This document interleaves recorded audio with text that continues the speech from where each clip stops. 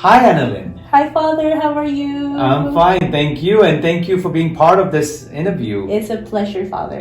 Okay, Ana Lynn, you are looking after our weekday Mass Ministries, and you're so involved, and you're part of our Parish Council as well, that is newly formed. And tell me a little bit about you. About myself. Actually, when I was asked this question 10 years ago, and my basic answer is still the same, that I'm a child of God and I'm very much loved by Him. But if you want to know more about me, I hail from the Philippines, but I moved to Calgary, to Canada in general, in 2012. My family was already here, but when I moved, I was already a widow then.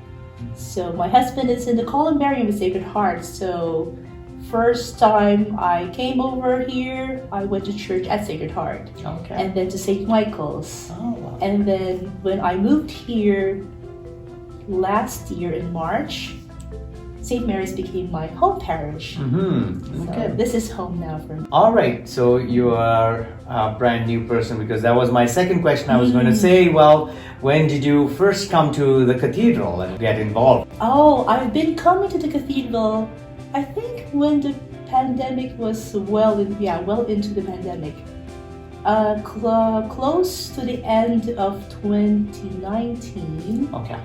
So I remember now, because I used to say, oh, how can I recognize them when they started removing their masks? Okay. So that's when I got involved. Marika, our lecturer for Fridays, was the one who got me involved. So he said, well, you're here anyways, why not just serve? Okay. So you've been part of this Cathedral, and I'm sure it's not, every parish has a different outlook. It looks differently, and it's a little different. Is there anything that is different that you see in the Cathedral that you can say, wow, it is different?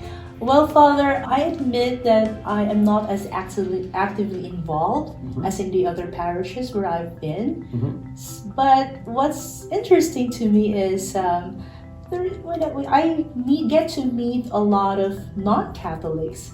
And what's so funny is there is this one non-Catholic who likes to serve with us.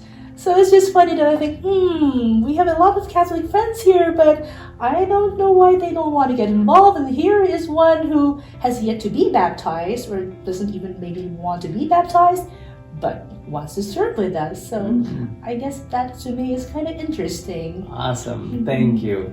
Where do you see our Cathedral, let's say in 5 years from now?